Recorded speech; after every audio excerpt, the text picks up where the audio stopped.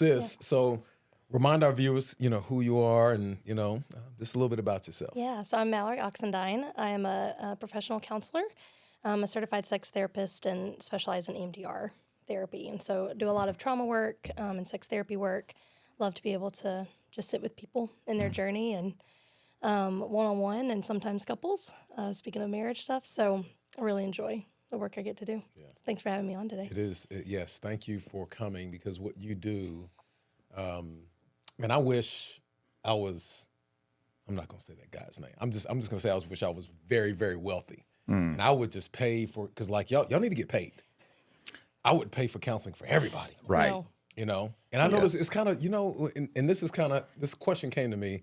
I was driving today. I was like, why have we made therapy such a kind of a negative thing? We went from one extreme to another. We just keep going to these extremes. Right. Right. So like you can't do therapy unless you're cuckoo. Right. Like that was what it was years ago. And then we swung to this other side and it's like, yes, it's great. However, it's for those that are cuckoo, but it's also not everybody needs therapy because of X, Y, Z, and especially if you're a Christian. Right. Therapy is not for Christians. Right. Yeah. Where did we get that from? Because I haven't found that in the book. No. And I've actually seen some passages that the word therapy is translated in Greek. I think it's in Luke 9, like Luke 9:11. I was actually going to pull that up because I've studied that word and I've heard it before. I was like, let me go back to that.